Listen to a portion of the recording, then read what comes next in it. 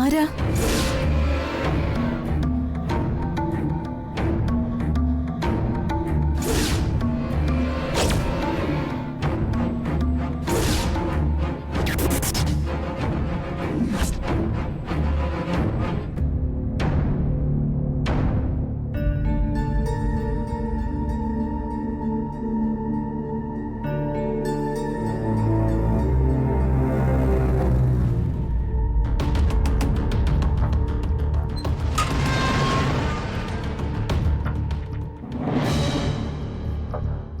അല്ല, ഇതെന്താ വെട്ടുകത്തിയൊക്കെ ആയിട്ട്? ഇവിടെ ജീവിക്കണമെങ്കിലേ വെട്ടുകത്തിയൊന്നും പോരാ, റിവോൾവർ വേണം. റിവോൾവർ. എന്താ മൈഥിലി?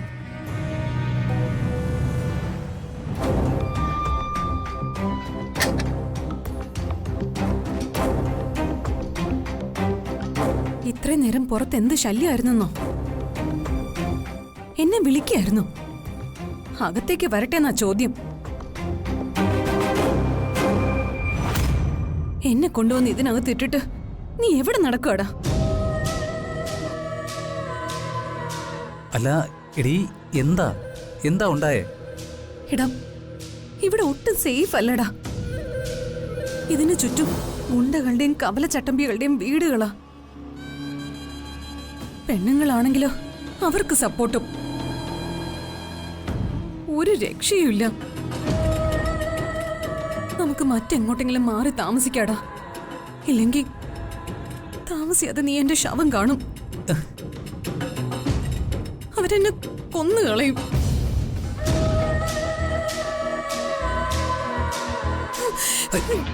മൈഥിലി,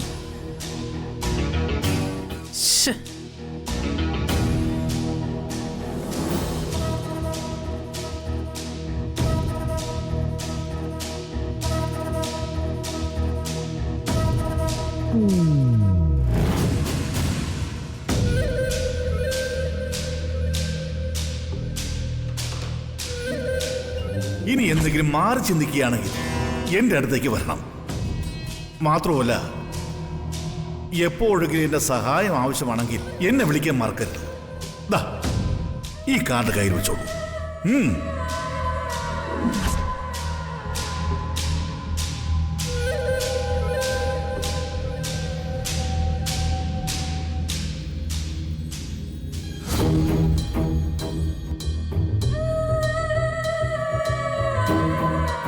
KK സ്വാമിനാഥൻ.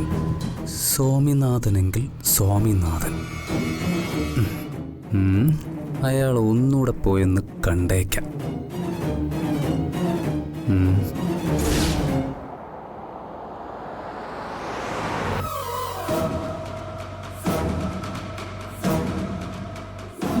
എന്തോ ഒരു ആപത്ത് വരുന്നത് പോലെ.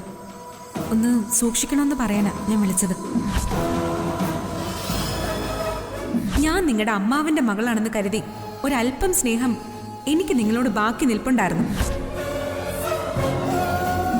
അതാ ഒരു ആപത്ത് വരാൻ പോകുന്നു തോന്നിയപ്പോ ഞാനൊരു വാർണിംഗ് തന്നത്.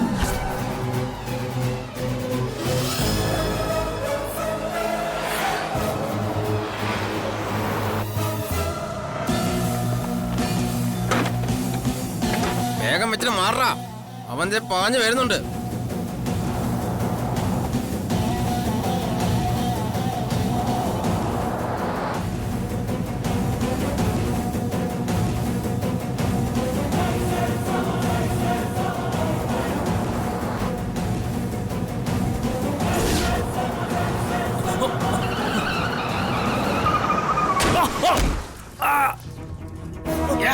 Yes. Yeah.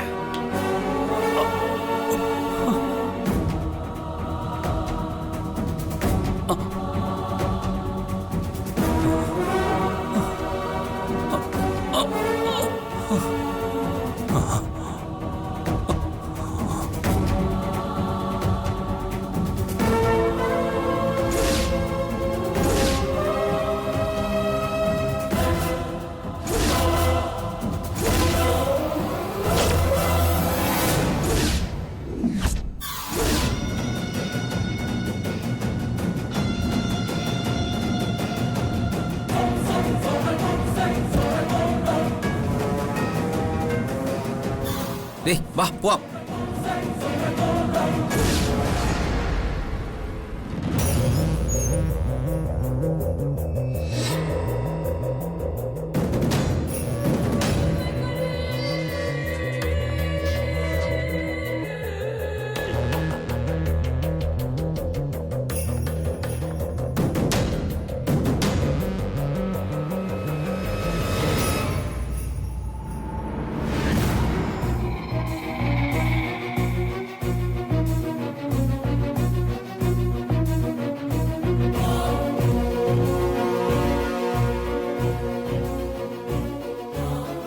ഞാൻ പറഞ്ഞില്ലേ, എനിക്ക് നിങ്ങൾ ആദ്യം കണ്ടപ്പോഴേ തോന്നിയതാ എന്തോ ഒരു സ്പെല്ലിംഗ് മിസ്റ്റേക്ക് ഫീൽ ചെയ്തു.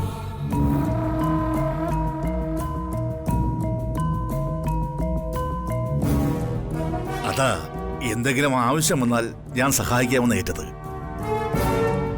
എല്ലാം തുറന്നു പറഞ്ഞോളൂ, ഒട്ടും മടി വേണ്ട. മൈഥിലി,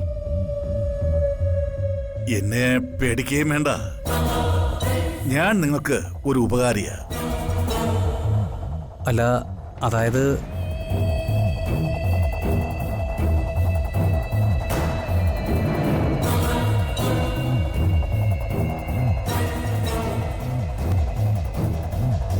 പിന്നെ ഇത്തിരി പ്രശ്നത്തിലാ ഞങ്ങളുടെ കല്യാണം നടന്നത്. എന്ന് വെച്ചാ? അതായത് ഇവളൊരു വലിയ ഫാമിലിയിലുള്ളതാ. ഞാനാണെങ്കിൽ ഒരു ഇടത്തരം കുടുംബത്തിലേത്. ഞങ്ങൾ തമ്മിലുള്ള പ്രേമബന്ധമൊന്നും ഞങ്ങളുടെ വീട്ടുകാർക്കാർക്കും താല്പര്യമില്ലാത്തതായിരുന്നു. ഒടുവിൽ വീട്ടുകാരുടെ എതിർപ്പിനെ അവഗണിച്ച് ഞങ്ങൾ രജിസ്റ്റർ മാരേജ് ചെയ്തു.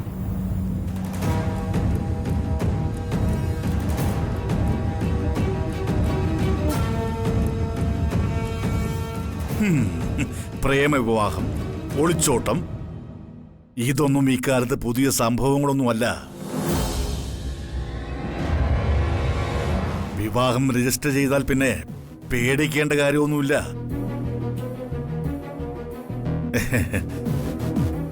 പക്ഷേ നിങ്ങളുടെ കാര്യത്തിൽ അതല്ലല്ലോ. നിങ്ങൾ എന്തോ ഒരു കാര്യം നിങ്ങൾ എന്നിൽ നിന്ന് ഒളിക്കുന്നുണ്ട്.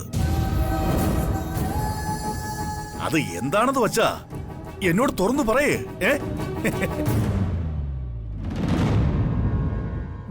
ഭയപ്പെടേണ്ട ഒരു കാര്യവും ഇല്ല.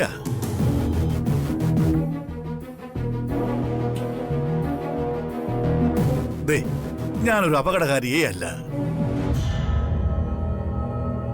ഉള്ളത് തുറന്നു പറയേ. സാർ, ഇതിലപ്പുറത്തേക്ക് ഒന്നുമില്ല. ഇതാണ് അതിന്റെ സത്യം. വീട്ടുകാരെ പേടിച്ച് നാട് വിട്ടവരാ ഞങ്ങൾ.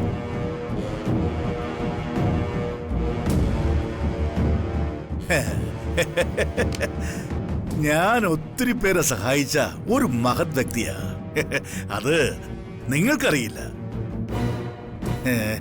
ഉപകാരം ചെയ്യുക മാത്രമാണ് എന്റെ നിഘണ്ടുവിലുള്ളത്. പരോപകാരമേ പുണ്യം, പാരിൽ പാപമേ പരപീഡനം. ഞാൻ മറ്റുള്ളവരെ സഹായിക്കുന്നതും പരോപകാരം ചെയ്യുന്നതും സഹിക്കവയ്യാതെ എന്റെ ഭാര്യ കുറെ നാള് പിണങ്ങി അവളുടെ വീട്ടിൽ പോയി നിന്നു.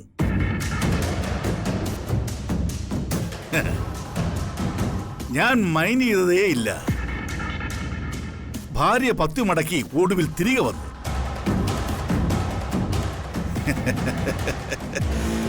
എന്നെ കൂട്ടക്കളത്തിൽ സ്വാമിനാഥൻ എന്നല്ല നാട്ടുകാർ വിളിക്കുന്നത്.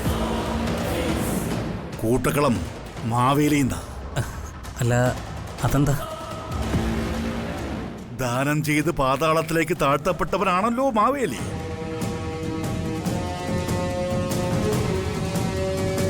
ഇയാളൊരു പരമ കച്ചറയാ. അതെന്റെ ഭർത്താവിന് മനസ്സിലാവുന്നില്ലല്ലോ ദൈവമേ.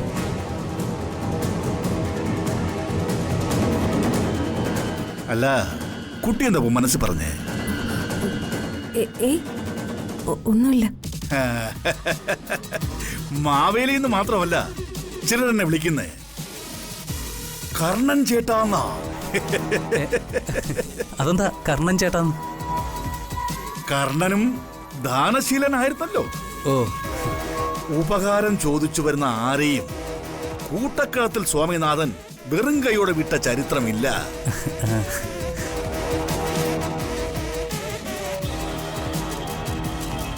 മിസ്റ്റർ വൈശാഖന് എന്റെ ഓഫീസിൽ ഞാനൊരു ജോലി തരാം.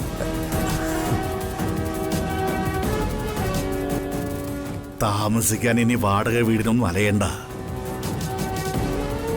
എന്റെ ഗസ്റ്റ് ഹൗസ് ഉണ്ട്, നിങ്ങൾക്ക് വേണമെങ്കിൽ അങ്ങോട്ട് താമസം മാറിക്കോളൂ. എന്തോ സന്തോഷമായില്ലേ? ഓ, സന്തോഷമായി സാറേ. Thank you so much. Welcome. എന്താ മൈഥിലി കുട്ടി താങ്ക് യു പറയാത്തെ? Thank you sir. ഓ ഓ ഓ സാർ, എന്നാ പിന്നെ ഞങ്ങൾ അങ്ങോട്ട്. പൊയ്ക്കോളൂ. എന്നിട്ടേ എത്രയും പെട്ടെന്ന് താമസം മാറിക്കോളൂ. ശരി സാർ. ഓ ഓ ഓ വാ മൈഥിലി, വാ.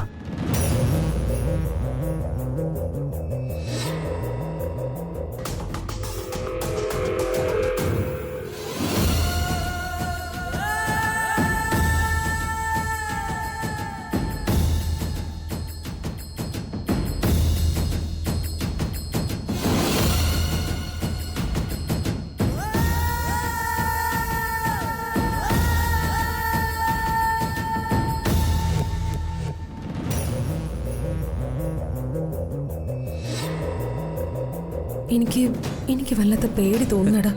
എന്തിന്? എനിക്കെന്തോ അയാൾ അങ്ങോട്ട് പിടിക്കുന്നില്ല. അയാളൊരു കടുവയാണോന്നൊരു സംശയം. ഇടീ, ചില മനുഷ്യരെ കണ്ടാൽ നമുക്കങ്ങനെ തോന്നും. അയാൾ ഒരു നല്ല മനുഷ്യനാണ്, നല്ല മനുഷ്യസ്നേഹി. നീ വാ.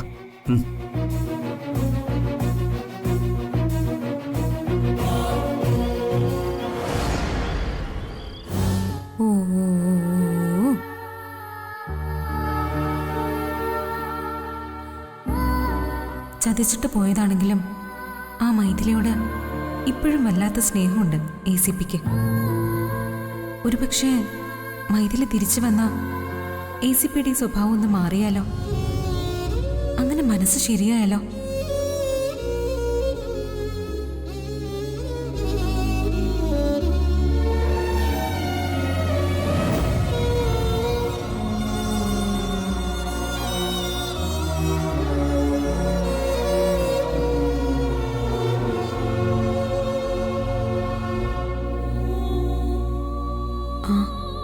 മീഡിയയിലുള്ളവളാ എൻ്റെ കൂട്ടുകാരി രേഷ്മ.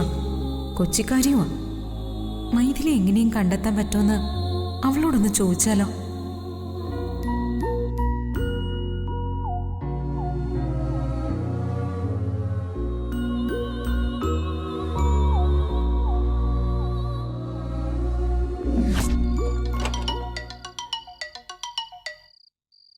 ആ, മീനാക്ഷി.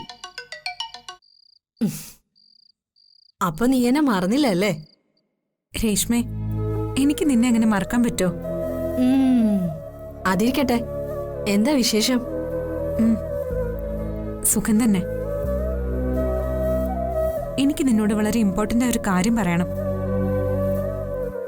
നിനക്ക് സഹായിക്കാൻ പറ്റുന്ന കാര്യമോ? നീ കാര്യം പറയ്. എനിക്ക് ചെയ്യാൻ പറ്റുന്ന സഹായമാണെങ്കിൽ ഞാൻ ഉറപ്പായും ചെയ്തു തരുമെന്ന് നിനക്കറിയാലോ. അറിയാം. ഒരു മിസ്സിംഗ് കേസാ. മിസ്സിങ്ങോ? സത്യം പറഞ്ഞാ മിസ്സിംഗ് എന്നല്ല അതിന് പറയേണ്ടത്. ഞാൻ ആ കഥ ഡീറ്റെയിൽ ആയിട്ട് നിന്നോട് പറയാം.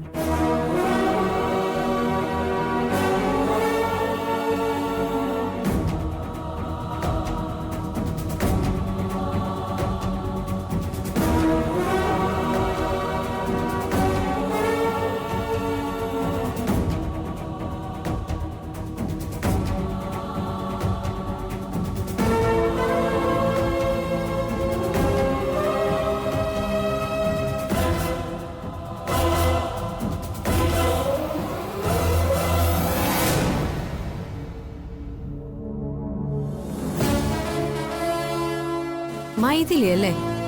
അതെ, മൈഥിലി. ഒരു കാര്യം ചെയ്, നീ ആ മൈഥിലിയുടെ 1-2 ഫോട്ടോസ് എനിക്ക് സെൻഡ് ചെയ്യ്. ഞാൻ എന്റെ ഗ്രൂപ്പിലുള്ള എല്ലാവർക്കും അയച്ചു കൊടുക്കാം. എവിടുന്നെങ്കിലും വിവരം കിട്ടും. You don't worry. ഓക്കേടാ. ഓക്കെ. Thank you. ഓക്കെ.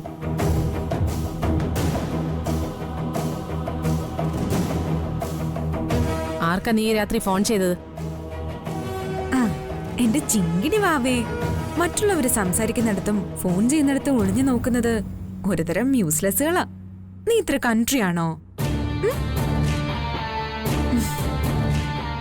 വാവാവോ വാവേ പൊന്നുമകൾ സമ്മാനം ഇങ്ങുതരാം നീലേ തങ്കനിലാക്കിണ്ണം. എത്ര ചോദിച്ചാലും ഇവളുടെ ഒരുമാതിരി കളിയാക്കലും. ഇവ കിട്ടി രണ്ടെണ്ണം കിട്ടാൻ എന്തൊരു വഴി.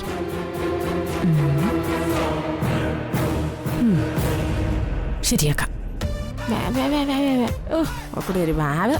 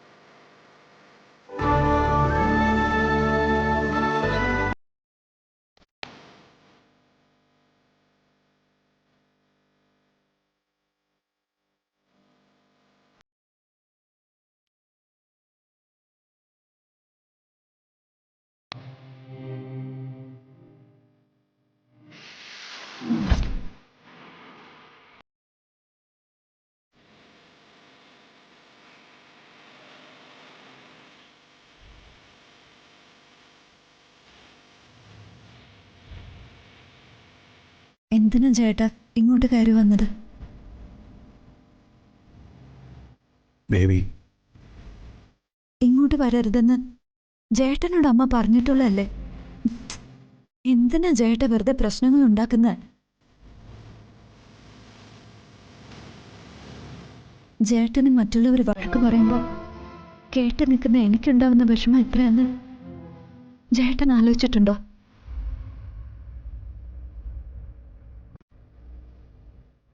ഒന്നാമത് ഈ കുടുംബത്തിൽ ആ പ്രശ്നങ്ങളാ. അതിനിടയിൽ ജേട്ടനായിട്ട് ഒരു പ്രശ്നം ഉണ്ടാക്കരുത്.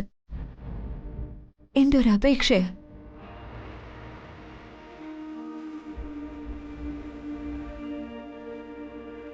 ദേവി, എന്തെന്നില്ലാത്തൊരു തലവേദന. കടുപ്പത്തിലൊരു ചായ കിട്ടുമെന്നറിയാൻ വേണ്ടി വന്നതാ. ഞാൻ ചായ ഉണ്ടാക്കിക്കൊണ്ടുവന്ന് ഔട്ട് ഹൗസിൽ തരാം. ജേട്ടൻ പോയിക്കോളും.